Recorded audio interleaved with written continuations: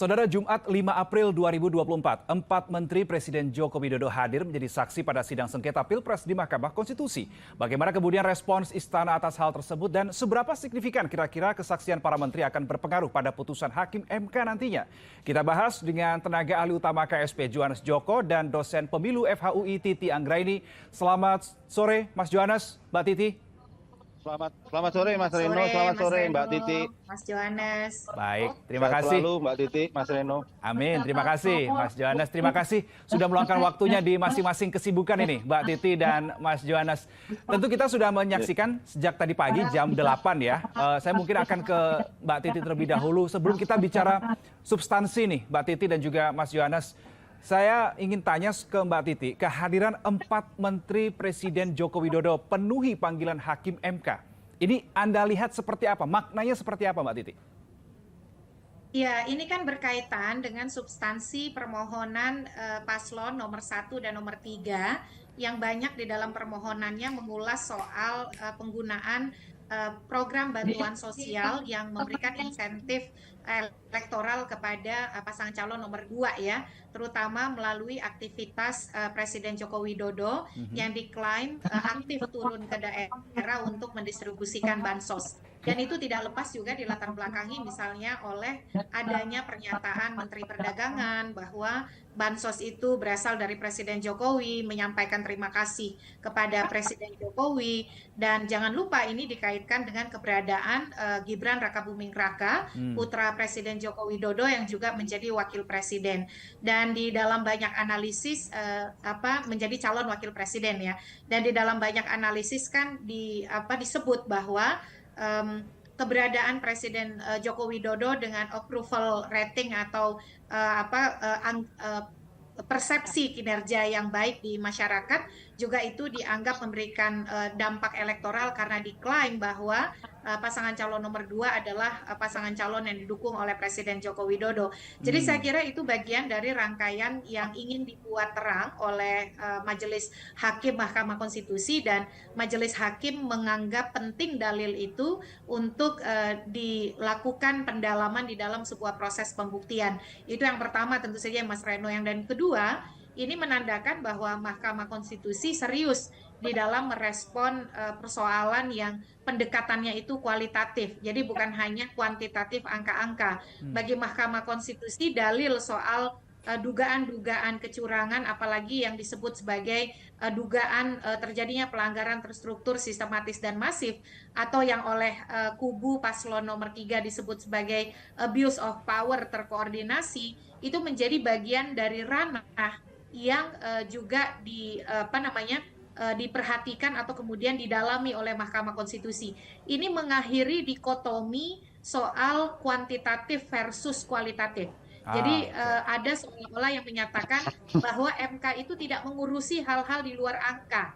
Nah, ternyata kan Mahkamah Konstitusi melalui pemanggilan 4 menteri untuk memberikan keterangan ini, artinya bagi Mahkamah, perselisihan hasil pemilu itu bukan hanya persoalan angka, tapi juga menegakkan asas dan prinsip pemilu sebagaimana diatur oleh konstitusi, yaitu pemilu yang luber, jurdil, dan demokratis. Kira-kira begitu, Mas Reno. Mbak Titi, tapi dengan datangnya ke 4 menteri, itu kan tadi spirit dari para hakim MK kenapa mengundang 4 menteri begitu ya. Tapi yang ingin saya dalami lagi adalah ketika ke-4 menteri ini hadir di ruang sidang Mahkamah Konstitusi sebagai saksi tanggal 5 April 2024, ini apa yang bisa kita maknai dari perspektif pemerintah ini? Apakah bisa dimaknai mereka mendukung dengan berjalannya sidang di Mahkamah Konstitusi atau seperti apa maknanya, Mbak Titi? Mas Reno, pengadilan itu adalah institusi kehakiman yang merdeka ya.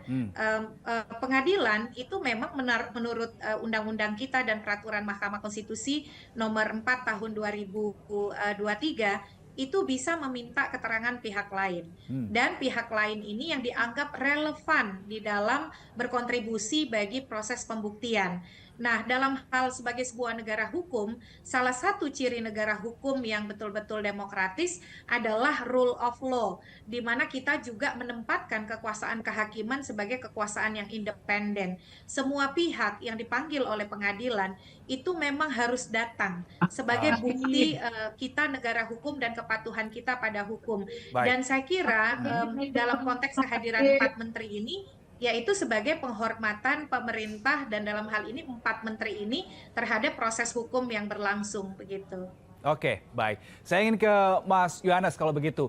Sebetulnya bagaimana Istana melihat atau menilai pemanggilan 4 Menteri Kabinet Presiden Joko Widodo yang diagendakan pada hari ini dan sudah hadir semuanya? Karena kita tahu tadi seperti yang disampaikan oleh Mbak Titi, menurut versi kubu 03 ada dugaan abuse of power dan seterusnya sehingga Hakim MK sampai harus memanggil 4 Menteri Kabinet Presiden Joko Widodo. Istana melihat hal ini, menilai hal ini seperti apa, Mas Yohanes? Yang pertama tentu kami menghormati begitu, Mas, apapun yang dilakukan oleh Mahkamah Konstitusi dan termasuk juga dalam hal ini memanggil 4 Menteri Kabinet Presiden Joko Widodo. Nah, ini tentu menjadi satu kesempatan bagi kami pemerintah untuk bisa memberikan keterangan, informasi yang lebih komprehensif kepada Mahkamah Konstitusi. Sekaligus juga ini menjadi panggung bagi pemerintah untuk membuka seterang-terangnya, membuka sejelas-jelasnya, sehingga selama ini yang ada framing, asumsi, bahkan tuduhan kepada pemerintah itu bisa diklarifikasi dalam forum ini.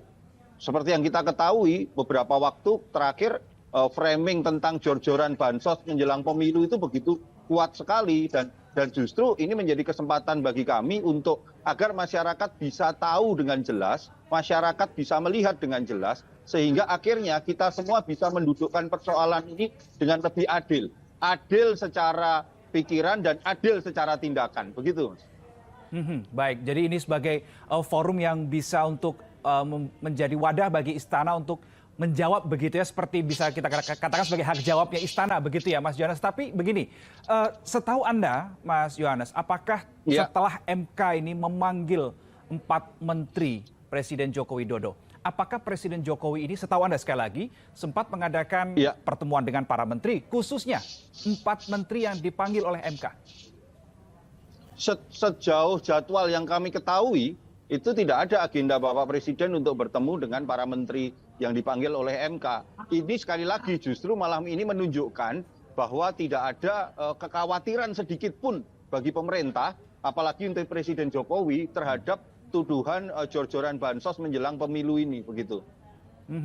Tidak ada agenda secara khusus begitu. Tapi begini, Mas Yohanes, posisinya kan menteri itu berada di bawah koordinasi dan juga di bawah komando dari Presiden Joko Widodo sebagai atasannya. Nah, kemudian bagaimana Presiden berkomunikasi kepada 4 menteri tersebut saat misalkan dalam hal memberi izin begitu untuk memenuhi panggilan MK? Karena bagaimanapun sebagai yang berada di bawah Presiden kan pasti juga menunggu izin dari atasannya begitu, Mas Yohanes. Ya, kemarin kan Bapak Presiden secara jelas dan terbuka kepada publik menyampaikan silakan saja untuk hadir ke MK. Karena ini sekali lagi ini bukan menjadi beban kok bagi kami di pemerintahan menghadapi sidang MK ini. Ini justru malah menjadi kesempatan bagi kami untuk menjelaskan kepada publik apa sih sebenarnya yang terjadi. Benar nggak sih tuduhan jor-joran bansos yang katanya 480 triliun itu gitu. Ini kan menjadi publik menjadi terbuka karena bansos yang selama ini dikatakan jor-joran 480 triliun itu faktanya itu bukan sekedar bansos yang diberikan, tetapi ada berbagai skema di dalamnya, ada berbagai unsur di dalamnya. Misalnya salah satunya unsur itu memang ada bantuan sosial melalui Kemensos, unsur anggaran untuk pendidikan melalui Kartu Indonesia Pintar ataupun program Indonesia Pintar. Ada unsur untuk jaminan kesehatan melalui Kementerian Kesehatan. Ada juga yang paling penting, Mas, ini adalah unsur untuk subsidi barang berupa listrik, BBM maupun gas. Salah satu yang BBM itu yang bisa kita ketahui bersama selama ini itu Pertalite yang kita gunakan. Saya nggak tahu ini Mas Mas Reno menggunakan Pertalite atau Mbak Titi menggunakan Pertalite atau tidak. Tapi itu ada anggaran subsidinya dan itu yang masuk dalam klosur Perlinsos 480 triliun itu. Begitu, Mas. Tadi Anda katakan dengan dipanggil oleh Hakim Mahkamah Konstitusi, ini menjadi forum wadah timing yang tepat bagi pemerintah untuk memberikan klarifikasi, menjelaskan seterang-terangnya. Tadi Anda katakan seperti itu. Pertanyaan saya gini, Mas Yohanes, apakah sebelum dipanggil oleh Hakim MK, ada upaya dari pihak istana untuk menetralisir atau menjawab berbagai framing yang tadi sempat Anda sebutkan? Ya, selama ini kan dari semenjak pemilu kemarin itu kami terus berupaya kan menjelaskan kepada publik bahwa apa yang disampaikan publik, apa yang dilakukan Bapak Presiden Jokowi untuk berkeliling ke daerah-daerah memberikan bantuan sosial, itu adalah suatu bentuk wujud kehadiran negara, memastikan bahwa masyarakat yang selama ini khususnya menengah ekonomi bawah itu menghadapi tekanan karena krisis global maupun perubahan iklim, mereka mengalami tekanan ekonomi begitu loh. Dan negara hadir pada titik itu melalui bantuan-bantuan sosial. Dan pada saat itu Bapak Presiden juga ingin memastikan bahwa program yang beliau rancang itu betul-betul terdeliver dan betul-betul dilaksanakan di akar rumput. Tetapi yang terjadi selama kurun Pilpres kemarin ini kan euforianya orang lebih suka melihat euforia politiknya, tapi tidak melihat euforia urgensinya, kemendesakannya bagi masyarakat begitu. Berarti Anda bisakah kita memaknai langkah dari Presiden Joko Widodo itu disalahpahami oleh pihak tertentu, pihak lain begitu, karena ini kok bertepatan begitu momennya dengan masa kampanye misalkan, Mas Yohanes? Mas, apa yang dilakukan Bapak Presiden Jokowi itu sama persis dari tahun ke tahun, dari sejak beliau menjadi presiden dari 2014 sampai 2020, 21, 22, 23, sama persis yang dilakukan. Bahkan kami punya datanya, Mas, anggaran yang dikucurkan melalui Perlinsos itu per Februari 2024 itu lebih kecil dibandingkan anggaran 2020-2021 serapan anggarannya. Jadi kalau ada stigma, ini bukan masalah disalah mengerti begitu, tidak. Tapi memang kami melihat justru malah memang ada upaya melakukan menggunakan kesempatan apa yang dilakukan oleh Bapak Presiden untuk mendiskreditkan pemerintahan Presiden Joko Widodo begitu. Oleh pihak siapa itu, Mas Yohanes, setahu Anda? Iya, siapapun lah yang berkepentingan dalam kontestasi Pilpres 2024, karena ini kan bagian dari strategi masing-masing pasangan kan begitu kan. Oke, baik. Saya sebelum lanjut ke Mas Yohanes, saya ingin tanya ke Mbak Titi, kalau kita lihat dalam sidang tanggal 5 April 2024, ada Hakim Konstitusi, kemudian ada 4 menteri dari Presiden Joko Widodo ada di situ. Hanya para Hakim MK yang boleh bertanya kepada para menteri, Mbak Titi. Apakah setahu Anda ada aturan soal hal itu atau ini adalah kebebasan atau kemerdekaan yang diberikan kepada para hakim untuk menentukan aturan mainnya sendiri? Ya, Mas Reno, di dalam persidangan pembuktian di Mahkamah Konstitusi itu ada 7 alat bukti. Yang pertama ada surat atau tertulis, yang kedua keterangan para pihak, yang ketiga keterangan saksi, yang keempat keterangan ahli, yang kelima keterangan pihak lain, yang keenam lainnya berkaitan dengan transmisi elektronik, video, email, dan lain sebagainya ya. Dan yang terakhir adalah petunjuk. Nah, yang kita dengarkan dan saksikan hari ini itu adalah keterangan pihak lain.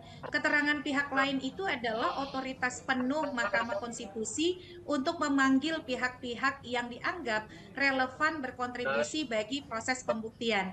Karena dia adalah pemanggilan yang merupakan kewenangan penuh Mahkamah Konstitusi untuk kepentingan Mahkamah Konstitusi, maka sejak lama Mahkamah Konstitusi mempraktikkan yang bisa bertanya itu hanya majelis hakim. Misalnya dalam perkara Pilkada Saburai Jua, pada waktu itu majelis hakim memanggil Kemendagri, Kemenkumham, dan juga dari pihak Kedutaan Besar Republik Indonesia di Amerika Serikat. Jadi karena dia untuk kepentingan mahkamah dan mahkamah yang perlu mendalami, maka mahkamah menganggap hanya pihak mahkamah yang akan mendalami untuk menjaga independensi. Meskipun dalam soal ini ya, kalau saya berpikir lebih moderat, karena ini penting bagi pembuktian, kalau saya berpikir meskipun mahkamah yang memanggil, mestinya para pihak juga boleh memberikan pertanyaan meskipun tentu dengan aturan main yang ketat ya, misalnya soal waktu, jumlah pertanyaan, dan lain sebagainya. Tetapi memang Mahkamah Konstitusi bukan hanya di Pilpres, Mas Reno, di Pilkada pun kalau pihak lain itu dihadirkan atas pemanggilan oleh Mahkamah Konstitusi, maka hanya Mahkamah Konstitusi yang mengajukan pertanyaan untuk kepentingan Mahkamah dan menjaga independensi dari Mahkamah Konstitusi. Nah, tadi menjawab dari Mas Johannes, alhamdulillah saya pengguna transportasi publik nih, Mas Johannes. Begitu, Mas Reno. Iya. Saya juga pengguna transportasi publik, Mas Yohanes. Oke, 4 April 2024, kalau kita melihat di pemberitaan ya, Mas Yohanes dan juga Mbak Titi, saya juga buka sekarang ini di lamannya Mahkamah Konstitusi, ada Koalisi Masyarakat Sipil untuk Demokrasi dan Anti Korupsi yang mengirimkan surat permohonan kepada MK agar Presiden Joko Widodo ini juga turut dipanggil oleh Mahkamah Konstitusi. Nah, sebelum kita bahas soal hal ini, Mas Yohanes dan juga Mbak Titi, ternyata hari ini di sidang, Hakim Konstitusi Arief Hidayat merespons atau menanggapi soal hal itu. Kita coba simak bersama. Nah, yang terutama mendapat perhatian yang sangat luas dan kemudian didalilkan oleh pemohon, itu cawe-cawenya kepala negara. Nah, cawe-cawenya kepala negara ini, Mahkamah sebetulnya juga kita memanggil kepala negara, Presiden Republik Indonesia. Kelihatannya kan kurang elok.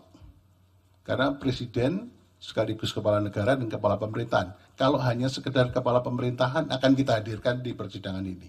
Tapi karena Presiden sebagai kepala negara, simbol negara yang harus kita junjung tinggi oleh semua stakeholder, maka kita memanggil para pembantunya. Itu adalah pernyataan yang disampaikan di sidang tanggal 5 April 2024 oleh Hakim Konstitusi Arief Hidayat. Saya ingin minta pendapat Mbak Titi Anggraini sebelum nanti juga ini pertanyaan sama sebetulnya ke Mbak Titi dan juga Mas Yohanes. Mbak Titi, apa tanggapan Anda dengan sinyal MK yang tidak mengundang Presiden beserta alasan yang tadi kita sudah dengarkan bersama?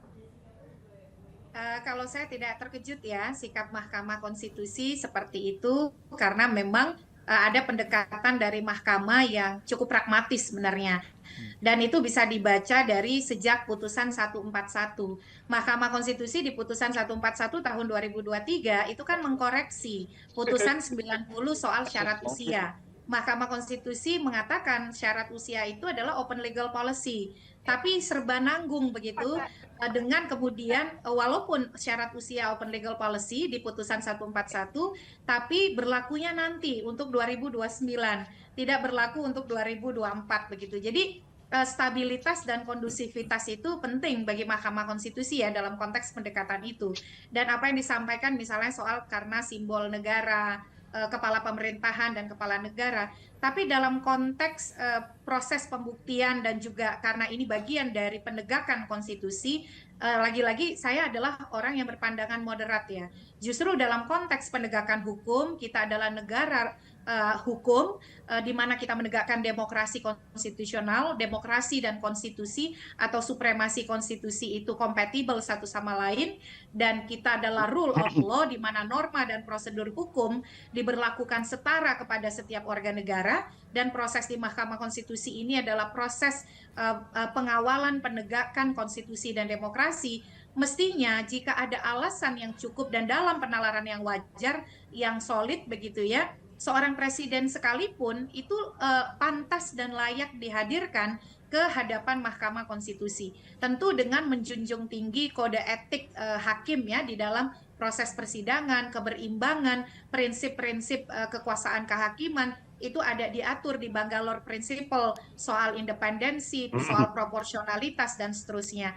Jadi memang apakah pendapat Arief Hidayat merupakan pendapat resmi Mahkamah Konstitusi? Karena yang saya tahu adalah Koalisi Masyarakat Sipil menyampaikan surat tertulis, mestinya penyikapannya pun secara kelembagaan begitu ya. Dan sikap kelembagaan itu apakah diwakili oleh Hakim Konstitusi Arief Hidayat, ataukah ini memang secara personal saja Arief Hidayat merespon karena beliau juga adalah pakar hukum tata negara yang tentu punya pemahaman hukum tata negaranya sendiri. Tapi kalau saya kembali kepada kita negara hukum, memang betul presiden adalah kepala negara dan kepala pemerintahan, tapi presiden juga tidak kebal hukum. Dalam sebuah negara hukum, norma dan prosedur itu berlaku setara bagi setiap warga negara, dan dalam konteks pembuktian pengadilan konstitusi, dan ini bukan untuk memakzulkan, tetapi untuk memastikan pemilu yang konstitusional, mestinya kalau ada alasan yang kuat, alasan yang kokoh, itu bisa dimungkinkan siapapun termasuk presiden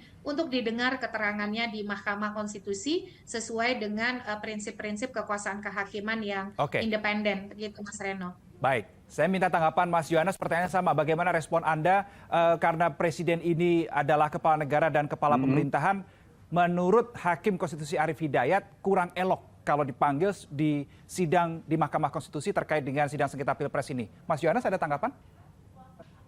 Ya, secara etis tentu kami kan tidak bisa, Mas, memberikan tanggapan ataupun komentar terhadap apapun yang diputuskan atau pendapat dari Hakim MK begitu. Nah, apapun yang tentu Pak Arief dan segala teman-teman Hakim Konstitusi, beliau-beliau Hakim Konstitusi pasti punya pertimbangan begitu kan. Apakah perlu Bapak Presiden untuk ada di MK atau tidak? Tapi kalau menurut kami ya tidak perlu dalam artian sekarang ini kan ada hal yang dipertanyakan. Salah satunya misalnya politisasi bansos. Nah, ini kan dijelaskan oleh para menteri-menteri yang pelaksananya. Ya kalaupun nanti pada akhirnya misalnya penjelasan dari para pembantu presiden, menteri itu sudah cukup menjelaskan, ya tentu Hakim Konstitusi memiliki pertimbangan apakah perlu memanggil presiden atau tidak. Jangan karena satu perspektif, jangan karena satu kepentingan begitu, kemudian suatu hal itu dipaksakan untuk dilakukan begitu gitu loh, Mas. Itu menurut kami gitu, Mas. Tapi Mas Yohanes menanggapi dari permintaan koalisi masyarakat sipil yang menyampaikan surat permohonan ke MK kemarin, 4 April 2024, memohon supaya Presiden Joko Widodo dipanggil juga oleh MK untuk diminta keterangannya. Bagaimana Istana merespons hal ini, Mas Yohanes? Iya, nggak apa-apa, itu kan bagian dari demokrasi. Memang masyarakat sipil itu kan harus memberikan pandangan kritis melalui berbagai kanal-kanal saluran aspirasi. Salah satu kanal saluran aspirasinya melalui Mahkamah Konstitusi. Lah, apakah Mahkamah Konstitusi akan mengabulkan atau tidak, itu kan bukan ranahnya pemerintah, bukan ranahnya eksekutif. Eksekutif kalau dipanggil oleh Mahkamah Konstitusi hadir, ya hadir kita gitu. Kemarin aja para menteri diminta hadir, Bapak Presiden support luar biasa itu untuk ayo hadir tanpa harus ada hal yang harus ditutupi. Karena ini menjadi satu momentum kami di pemerintahan sekali lagi untuk menjelaskan kepada publik seterang-terangnya, sejelas-jelasnya bagaimana kebijakan-kebijakan Bapak Presiden itu dilakukan begitu. Khususnya ketika dalam menanggapi isu jor-joran bansos menjelang pemilu yang begitu kenceng sekali kemarin waktu sebelum pencoblosan itu begitu. Oke, Mas Yohanes, saya jadi teringat satu hal deh. Tadi Anda katakan tidak ada pertemuan secara khusus begitu ya, yang diadakan oleh Presiden Joko Widodo dengan para menteri, khususnya terhadap bersama dengan 4 menteri yang dipanggil oleh MK pada 5 April 2024. Pertanyaan saya begini, oke, pertemuan secara khusus tidak ada, tapi ada arahan khusus tidak dari Presiden? Ya arahannya Bapak Presiden kan jelas disampaikan kepada publik kemarin. Datang saja, jelaskan seterang-terangnya, biar ini terbuka begitu. Dari situ saja sudah nahwanya, niatnya, itu sudah masyarakat bisa melihat begitu bahwa tidak ada yang ditutup-tutupin gitu. Tidak ada hal-hal yang harus disembunyikan terhadap kebijakan. Justru ini menjadi kesempatan bagi kami untuk melakukan amplifikasi, menyebarkan, mendiseminasi berbagai kebijakan-kebijakan yang diambil oleh Bapak Presiden Jokowi.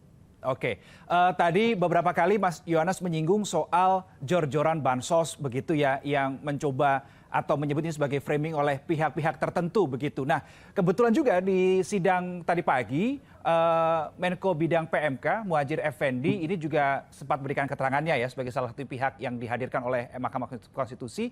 Dan ada satu statement yang saya ingin tanyakan kepada Mas Yohanes, tapi kita simak dulu bersama pernyataan dari Menko PMK Muhadjir Effendi berikut ini.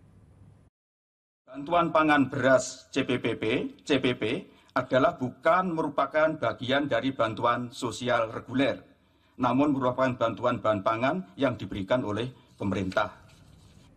Mas Yohanes, apa maksud dari beras CPP bukan bansos reguler?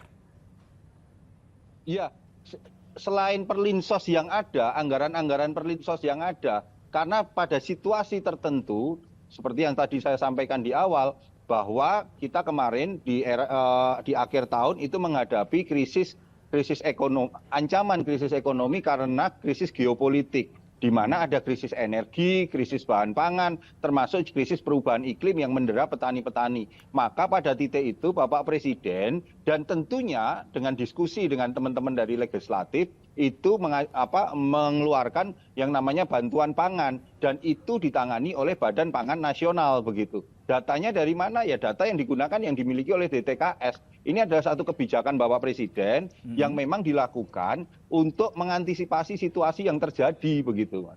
Oke, jadi disebut ini bukan bagian dari bansos reguler karena memang ada sesuatu atau suatu situasi yang tidak biasa sehingga kebijakan ini dirasa perlu, begitu Mas Yohanes? Iya, sama seperti ketika waktu itu COVID kan begitu. COVID itu ada perlinsos yang memang sudah disiapkan oleh pemerintah. Tetapi ketika bulan Maret 2020 ada COVID, maka pemerintah harus melakukan refocusing, kemudian pemerintah harus melakukan berbagai kebijakan-kebijakan yang mampu menolong masyarakat. Itu pun yang dilakukan ketika awal tahun 2023, jauh sebelum adanya polemik tentang mengenai Pilpres di 2024, pemerintah dan tentunya melalui legislatif itu melakukan berbagai pembicaraan mengantisipasi situasi itu begitu, Mas.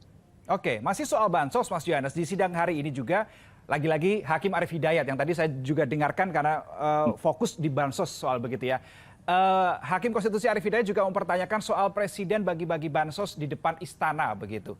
Bagaimana istana merespons hal ini? Ini sampai dipertanyakan juga oleh Hakim Arief Hidayat.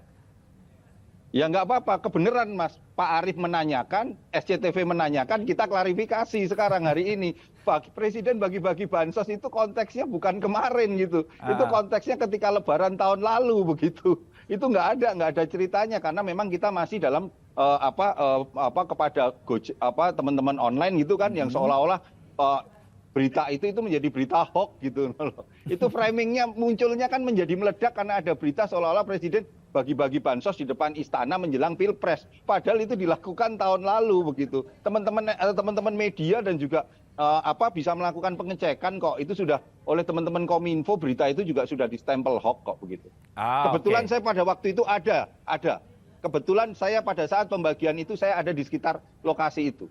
Itu Lebaran tahun lalu, Mas.